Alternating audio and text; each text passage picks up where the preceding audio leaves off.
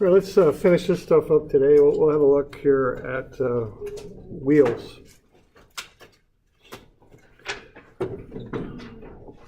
So what we're looking at is general plane motion. So that just means something moving freely through space in some way. And those are the three equations we generally use to solve this stuff out with.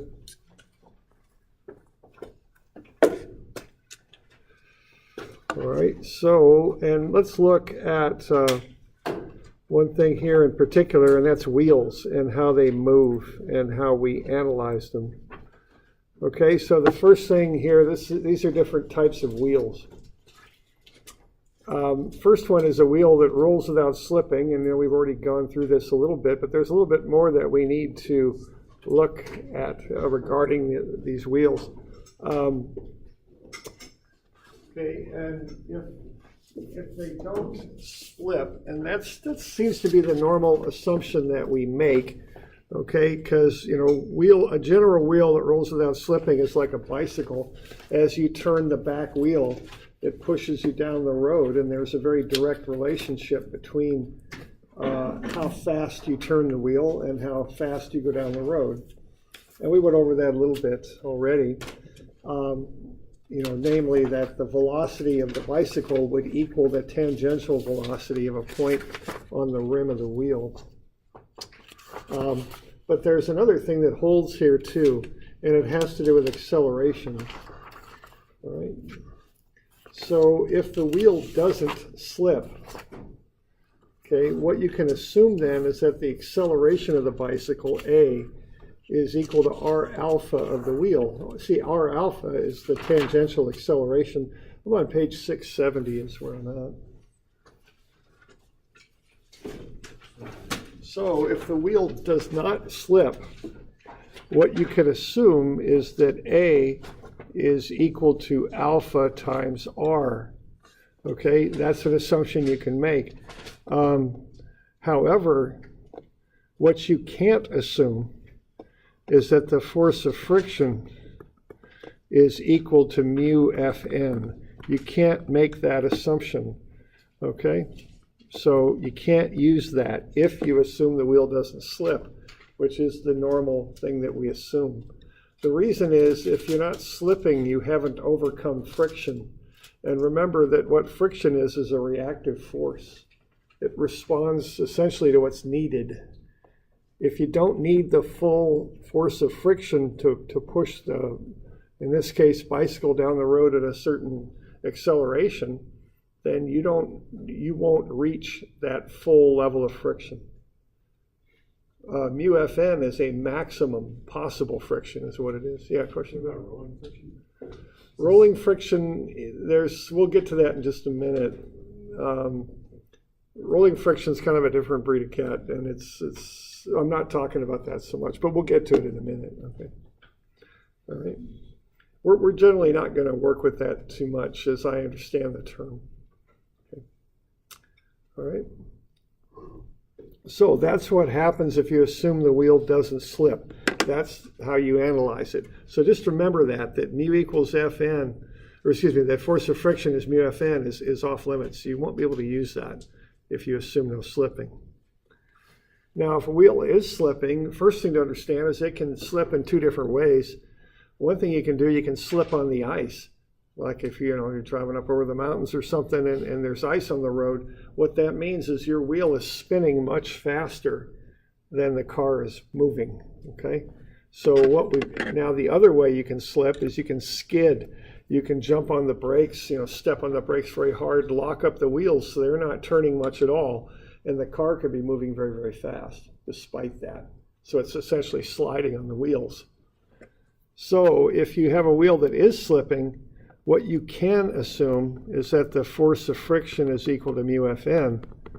And what you can't assume is that A equals alpha R. You can't assume that. That doesn't work, okay? Because you're slipping. There's no direct relationship now between the rate at which the wheel spins and how you're moving, okay? So when we're doing this analysis of these things, we want to keep this stuff in mind and be sure that we're making the proper assumptions on this, okay? So that's something we want to be looking at.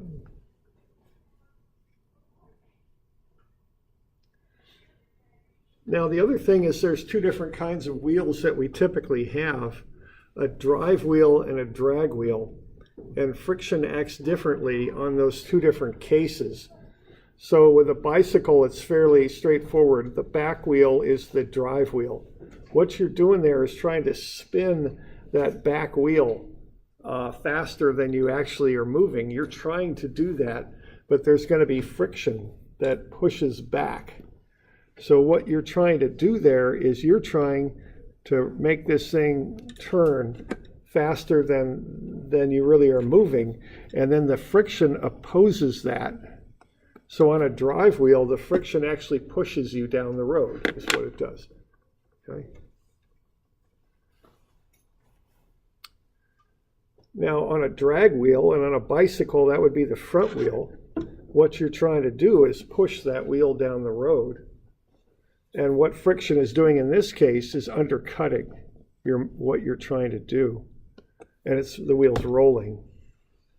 So, this is one of the first, I don't know the first, but it's a big invention in human history when people came up with this little idea here. You can you want to go build Stonehenge, you could put rollers under the blocks and push them a heck of a lot easier, and you can just drag them over the ground. It takes a lot less friction to undercut a wheel than it does to actually push the object over the ground. Okay? So you can really improve the efficiency of your motion with this. Okay. But the key fact here is that friction acts in different directions on these two types of wheels. With a drive wheel, friction actually fights against the spinning action is what it's doing, and it's pushing you down the road. I mean, that's what happens with a drive wheel. Okay, so friction's doing that, whereas with a drag wheel, it's undercutting the motion. Okay. Now the term rolling friction. Now, these aren't official terms like what you find in textbooks. They're just terms I made up. I'm not sure. Now, rolling friction, I can think of two definitions of that. The first is just this right here, and that would be rolling friction. It's just a function of the moment of inertia of the wheel, and also perhaps the bearings and how good they are and how much friction they have. Now, but the definition I've actually seen for rolling friction is it's probably best felt if, there's two kinds of pavement that are typically used on a road. One is Portland concrete cement. Sometimes they abbreviate it PCC, and sometimes they call it concrete is really the name for it. Sometimes people mistakenly call it cement, but it's actually concrete, okay? And that's a very rigid structure. If it's a hot day and you take a hammer and hit a concrete road, the hammer's just going to chip the concrete. That's about all that's going to happen, okay? Now, the other type of pavement, perhaps a little bit more common, is asphalt, and that's a mixture of really thick tar, kind of a crude oil tar, and then aggregate, and aggregate's just a fancy word for rocks, okay? But aggregate is a little bit more controlled form of rocks. You got big rocks and little rocks, and really little rocks, and jagged rocks, and all different kinds of rocks. You'd be amazed how many different kinds of rocks are in there. But so what you're doing with asphalt is you're taking rocks and a very thick, sticky kind of a tar, and putting them into one surface. And that's actually it's called flexible pavement sometimes. It has a lot of different words for it. It's blacktop, okay? Now, you ever notice what happens if you're moving down the road and a semi goes past you? If they go past you on a concrete road, you feel, certainly I feel a semi go past you, but you don't feel that much. Asphalt road, sometimes I can feel my car kind of dipping towards the semi, because the semi is actually making the pavement bow down a little bit. It's called flexible pavement for that reason, right? Okay, so if it's a hot day, and you're looking at the wheel, rolling friction, I think, is caused by the fact that you've got a little bit of flex in pavement. And so the rolling friction is actually kind of this force right here on account of that friction bowing up. And I don't really know much about the calculation of it and all that, but that's That's that's one definition of rolling friction that I've run across. It might just also just refer to this natural undercutting friction too. We'll consider that one I circled up above, but the one below, that's I don't know how to calculate that. That might be a little bit beyond what we're doing here. Okay. And that's actually a test that you do on subgrade. You know, when you build a road, you excavate the native material, which is just another fancy word for the dirt that's already there. It's got usually silt and things in it, so it doesn't compact very well, and it flexes. So they'll excavate that, then they'll roll it and try and compact it and make it pretty strong, and then they'll start putting their nice clean aggregate on top. So sometimes to see if that subgrade's ready to go, you'll take a big old water truck, and they're quite heavy because water is pretty heavy stuff, and then they'll just run it across the subgrade. And what you want to see, if you're an inspector, is that. And what you don't want to see is that, okay? So what you want is the picture up above, because it means that subgrade, the dirt below your road, is well compacted and it's strong enough to bear that load. Okay, so that's one test they'll do when they're building a road to make sure everything's going to work out okay. All right, so that's about what I got on rolling friction. Okay. So we good on that? All right. So keep that in mind about wheels. You know, first keep it kind of defined in your mind. Am I dealing with a drag wheel or a drive wheel? Because it affects your assumption about friction. So a drive wheel has some sort of moment applied that actively spins it, that makes it spin. Okay. A drag wheel, you're just trying to push it, and it just gets undercut by friction, and that's why it rolls. Okay. And then importantly, this idea: if a wheel rolls without slipping, A is equal to alpha R. But the friction does not equal mu Fn. And if the wheel does slip, it's the other way around. Okay.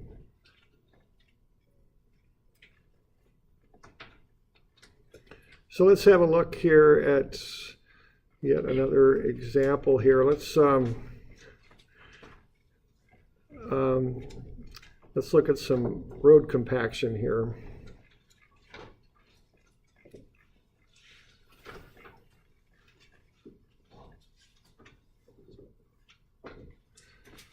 Okay, we've got an ancient labor crew here. They're going to tow that roller with a cable to compact a road. Okay, the roller starts from rest. Determine its velocity after 5 seconds. The roller has a weight of 8,000 newtons. And we'll assume that we've got, part one, we've got a high coefficient of static friction. Part two, we have a very low coefficient of static friction. Okay. All right, so we're just going to tow on this dang thing. We're going to see what happens. All right. So the mass of the roller then is 8,000 newtons divided by gravity, because the weight's 8,000. Divide 8,000 by gravity, you get the mass, 815.5 kilograms.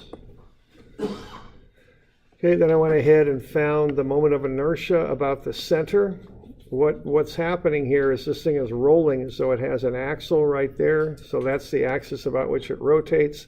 That axis is normal to the flat face of the roller there. So the formula I want is this IGZ, which is 1/2 mr squared. Okay, so I'm going to use this axis, normal to the flat surface of the wheel, for my calculation. And that's 1/2 mr squared. So that's 587 kilogram meters squared. Okay. So why don't you cook up a free body diagram of this thing, show all the accelerations on it as well as the forces, if you would. So be thinking about this. Let's just draw it up first. Okay. So get the forces and accelerations on that little free body diagram there.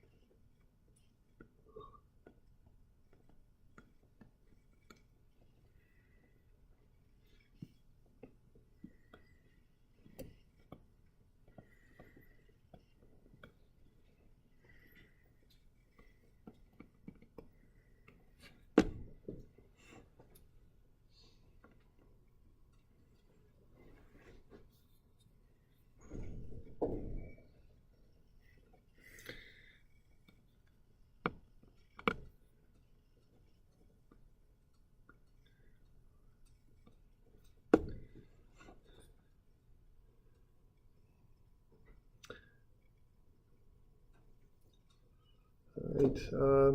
We're starting off with something like that for forces. All right.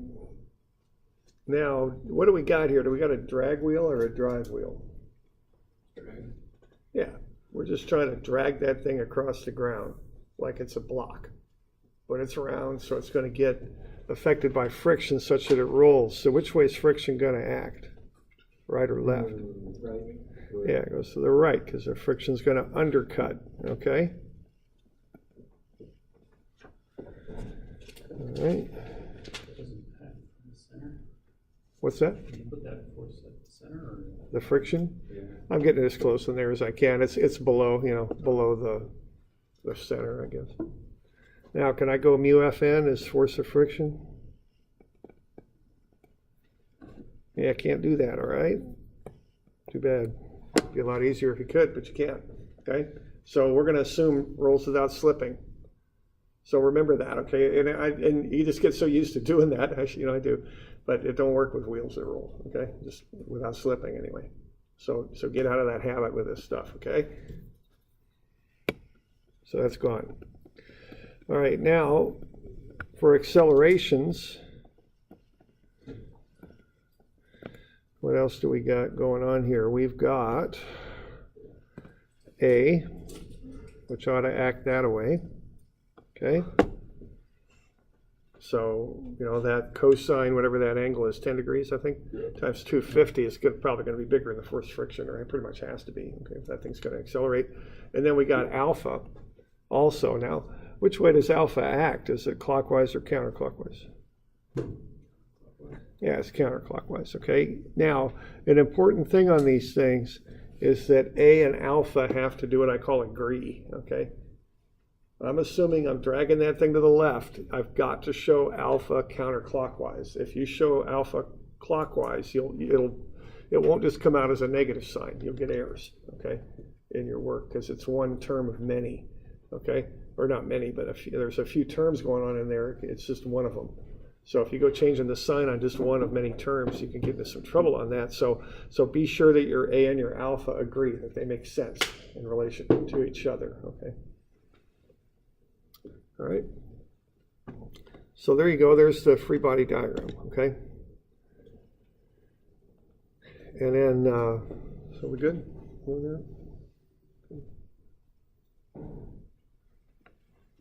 All right.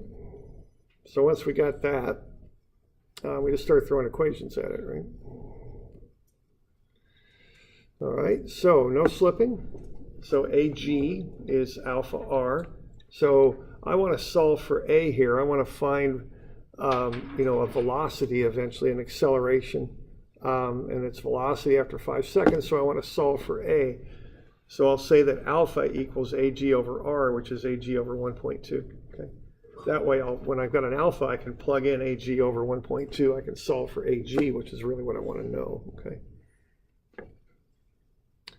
So I'll start with that.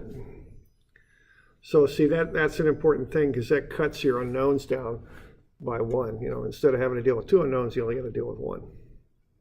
Okay. Okay, so there's the free body diagram right there. And then we start throwing equations at it, okay? Now, there's 2 ways to do this. And we'll kind of like, it's a lot like that equation with the bucket and the blocks, or the blocks, I'm sorry, the blocks on the pulley. It's like that. You can approach it with 2 equations, 2 simpler equations and 2 unknowns, or you can approach it with 1 big equation. So if you're going to do 2 equations and 2 unknowns, you're going to do it this way. Sum of fx is magx, and then sum of mg is ig alpha. And if you do that, your unknowns are going to be that force of friction. And once again, you can't use mu Fn for that. It won't work. You've got to treat it as an unknown in your equation. And then you've got to relate A and alpha together as we just did with that radius. Okay, all right.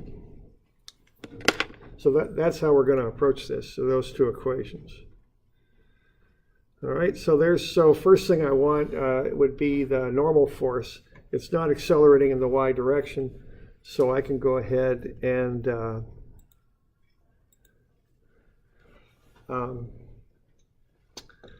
just use sum of Fy equals 0. I'm going to have the 8,000 down, and I got to remember to throw that sine of 10 times 250 in there. Doesn't add a whole lot, but I need to put that in there, and that'll get me the normal force at 8,043 newtons. Okay.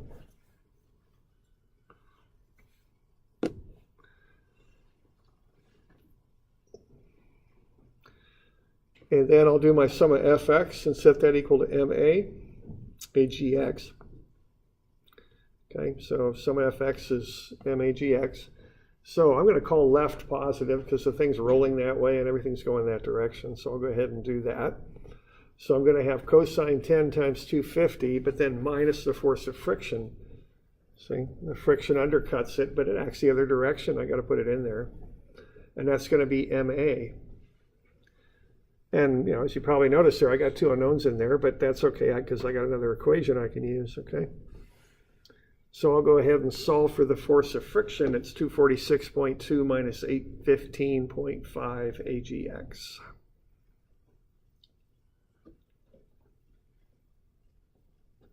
Okay.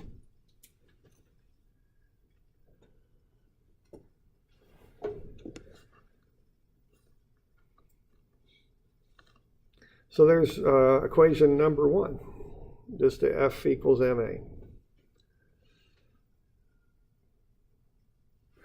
Okay. So again, I'll mention this. You can't go F equals mu Fn. You got to keep it as a variable in your equations. Use the algebraic equations to solve for it. That's how you have to do this one. Okay. Okay, then the other thing is mg equals Ig alpha. Okay, now what makes that thing spin is the friction. See, the friction undercutting it makes it spin. So I'm going to call counterclockwise plus. That's the way it's rolling. So I get 1.2 force of friction is 587 alpha. But then I don't want to have alpha as my unknown. I want to have A as my unknown. So I'll substitute AG over 1.2 in for alpha.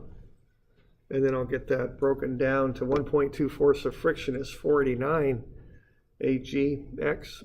And then I'll solve for force of friction. It's 408 AGX. Okay. And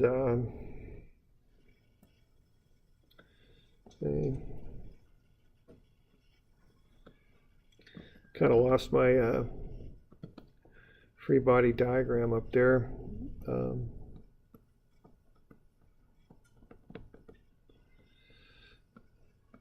So just for reference, I'll put that on there. You've got yours in there. You can see it, and mine's on top of the page, but I can't get to it very well. All right.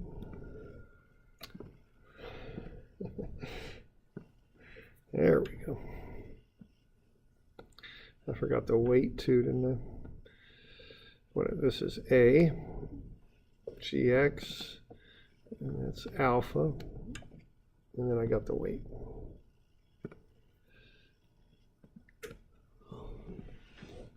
There we go. All right, so I just got a real simple there, sum of Fx. You're getting pulled by the 250 at 10 degrees and the friction resists it. That's equal to MA. And then you realize there that what makes that thing spin is the friction undercutting it. And so you take the radius times the friction to get that moment that causes the thing to roll. And set that equal to Ig alpha, okay? And then I just solve, then I do some substitutions. I get that Ag over 1.2 in for alpha, so that gets me a force of friction as a function of AGX. For the rotational equation, I've also got the force of friction as a function of AGX in the force equation, so I can put those together and solve for AGX. Looks like I did that over there on the right. Okay, so force of friction is 246.2 minus 815.5 alpha, and the force of friction is 408 AGX. So I've got two expressions for the force of friction, so I can equate them together is what I can do. So that's 246.2 minus 815.5 AGX, and that equals 408 AGX, okay? And then I just go ahead and work through that, and I'll get AGX. It's not very much. It's 0.201 meters per second squared.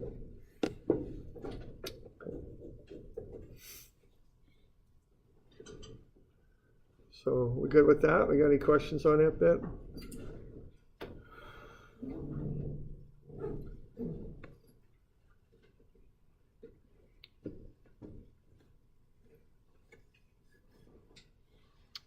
All right. What did that second friction equation? The second one, the 408. Other one, the 246.2. That one, that comes from the sum of fx. Right there. Okay. All right.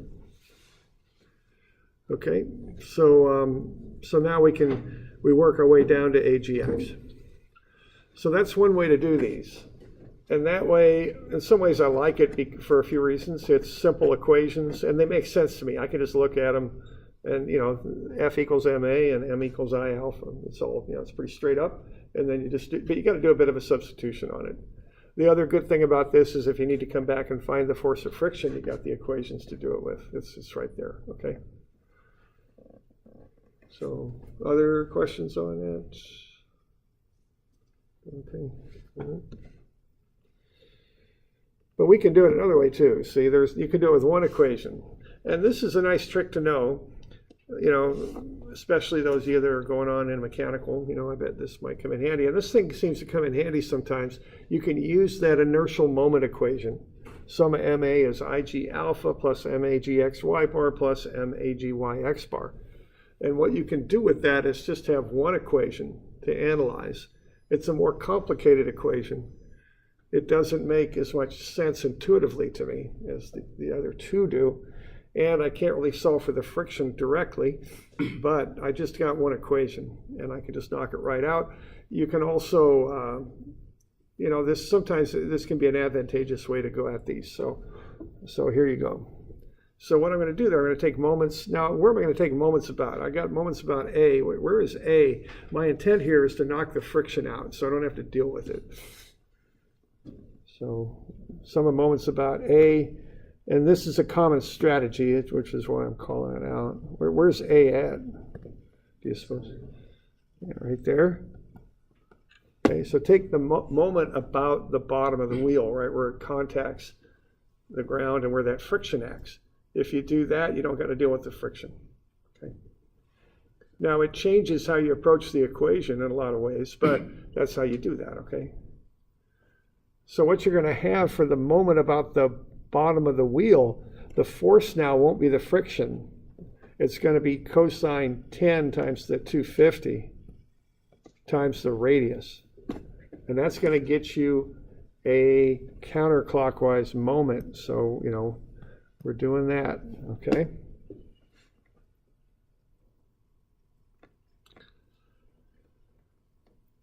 And then what you're going to have are the inertial moments on the top.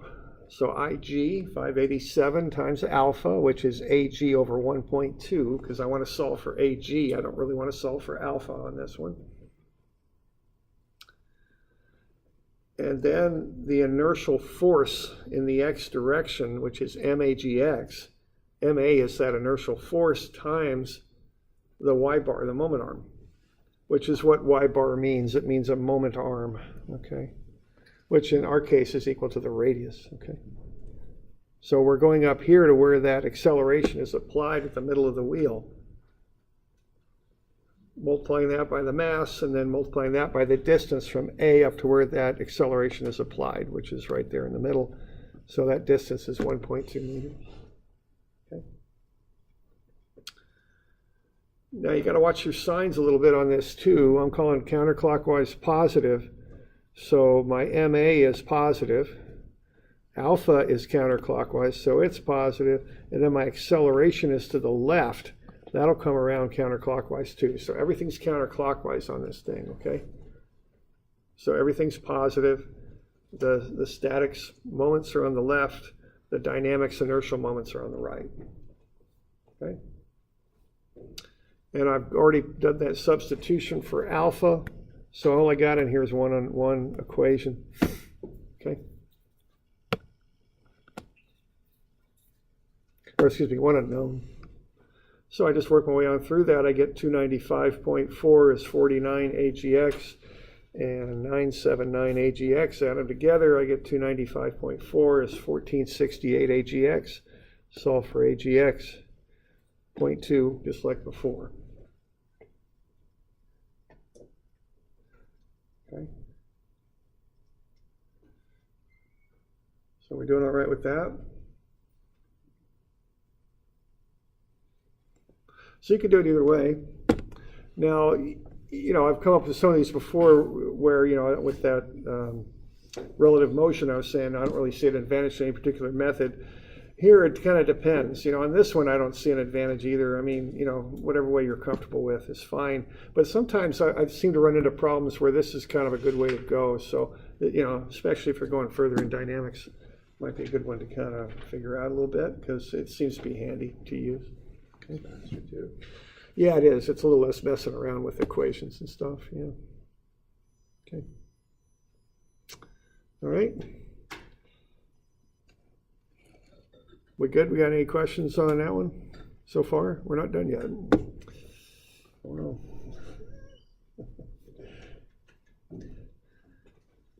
And we're good. Okay, so the reason we're not done yet is we made an assumption. We assume no slipping, and we got to check it. Okay, so let's do that next. Okay, so to check that, what we're going to do, we're going to find the actual friction. What's really happening is what I mean by that. All right, now the actual friction based on our equations, and this is one advantage of the two equation method. You get a direct equation right for friction right there. Okay, so that came from sum of mg is ig alpha, nice and simple. The force of friction is 408 times agx. So I can find the actual friction that's going to happen here. It's 82 newtons. Okay, so that is the one value of friction that gets me the right alpha and a that match each other with a equals r alpha and get me the proper acceleration. So that's what friction has to be to make this all work, to make the system function properly, to get an alpha that matches the a and to get a that equals f over m, I guess you'd say, basically. Okay. So that's what it is. And then what you got to do is compare it to mu Fn, because what mu Fn is a ceiling. It's as high as friction can go. We just got to be sure that we're not requiring more friction here than we can actually get out of this system. Okay.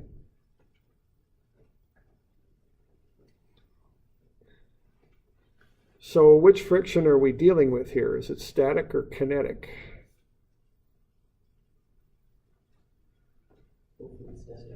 Yeah, okay, hopefully. Yeah, okay.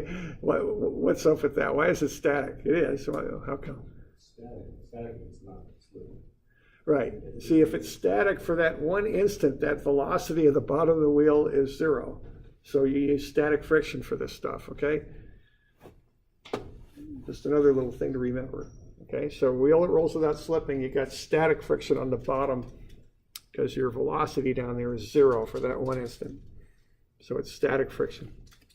Okay.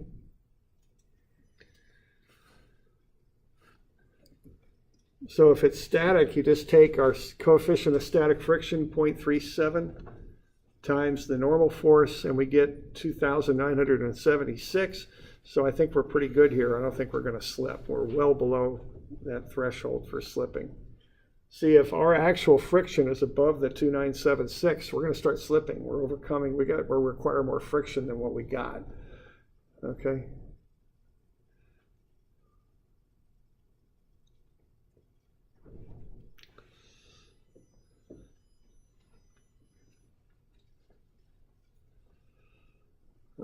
We good with that? We got questions on that?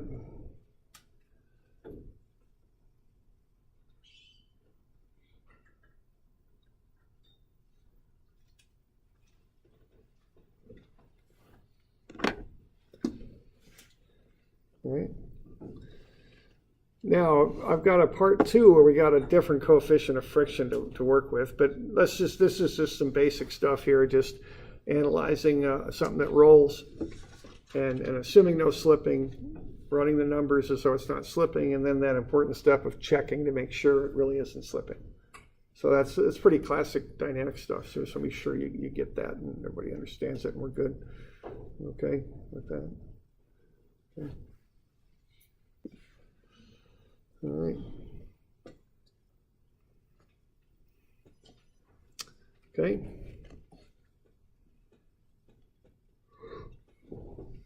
So that one proved out. It doesn't slip. And so what we could do then is finish the thing up, use our A of 0.201, time of 5 seconds. We get a velocity of about 1 meter per second after 5 seconds, which is pretty fast, really, considering the initial problem. But this would be essentially like roll. See, I'm not really looking at that rolling friction we were talking about earlier. So it's kind of like pulling that thing on a flat steel plate or something. There wouldn't be much resistance at all. It'd just really start to move, as opposed to pulling across the dirt where there'd be quite a bit of rolling resistance. Okay. So the problem's a bit unrealistic in that regard. Okay.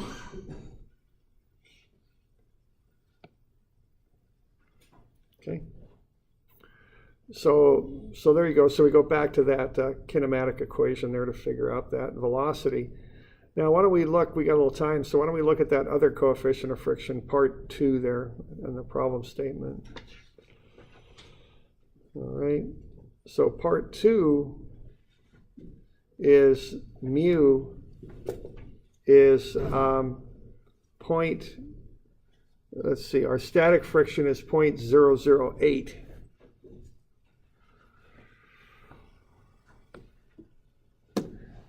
So this is part 2. So when I run that static friction in there, I don't got enough friction. I need 82.06, but I've got 64.3. So I don't have enough friction here to make this work. So what I'm going to start doing is dragging that roller across the ground a little bit, okay? That's the result of this. So what I just found out here is my no slipping assumption is no good, okay? Can't use it. So this is part 2. The first part 1, it was good because I was using a different coefficient of friction. This time I got a real low coefficient of friction, and based on that I can't get the friction I need. Okay, so the result of that is it does slip. So I got to reanalyze it. Okay. Now here I use static friction because I was assuming no slipping. But now I found out it is slipping. So I'm going to run friction again, but now I'm going to use kinetic friction down there because it's slipping. The velocity on the bottom is not 0. Okay? So another little thing to remember on this stuff. If it doesn't slip, you use static friction. If it does, you use kinetic. Okay. So I get a little less friction even than up above. I get this 56.3 newtons of friction.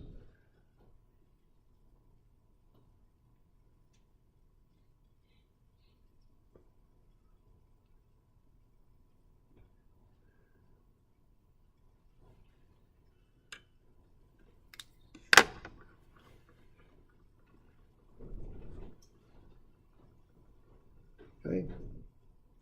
Doing all right with that? Okay. So then, once you've got it, the analysis of slipping is pretty easy because you just set force of friction to mu Fn. You just do F equals ma. It's pretty straight up. There's not much to it. If you can see, the reason these problems get a little tricky is you got 2 unknowns, force of friction and acceleration. But if it is slipping, you got one of them figured out. Force of friction is mu Fn. In this case, it's 56.3. So what you can do then is just run the thing with a known for friction, and you can get AGX pretty quick, okay?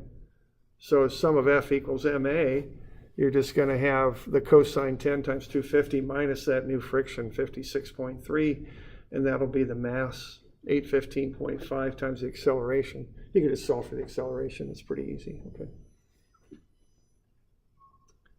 So you do have to run it a second time, but if you assume that it does slip, it's a pretty straightforward analysis to get it figured out. Okay.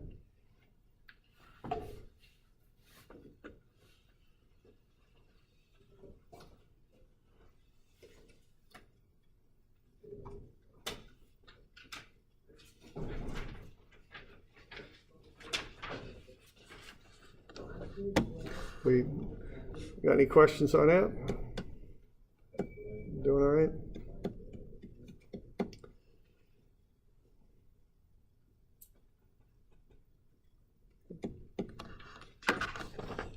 All right. So why don't we get some practice with this stuff? So how about 351? These are on page 29, and then 353 is kind of a weird one. We'll look at that. Got a spool on it. And then 354. We'll make those due Wednesday. And that would be the 14th, I think. Well, we just look, I think, well, that's odd how that's doing that. Oh, okay. All right. So 351, 3 and 4. We're good with that.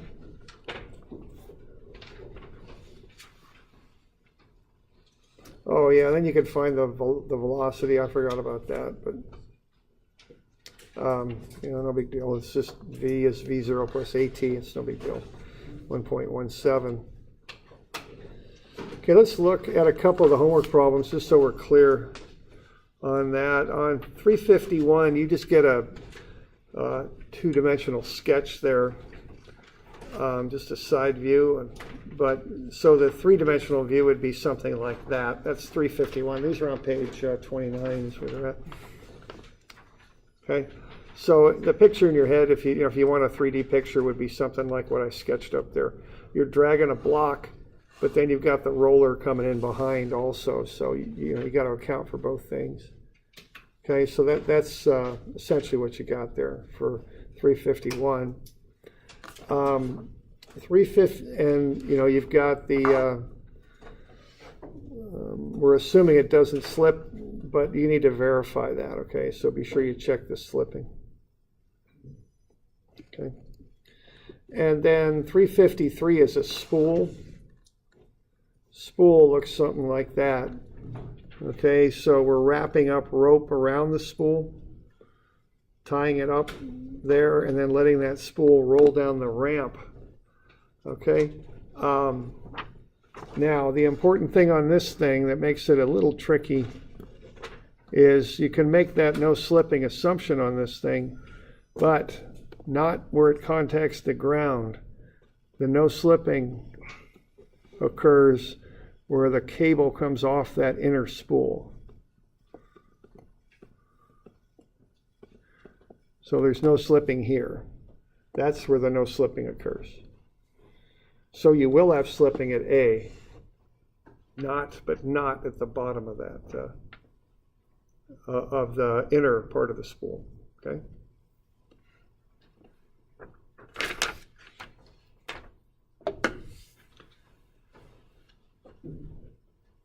All right. Any questions on that? Okay. All right. So I'll just see y'all tomorrow then, I guess.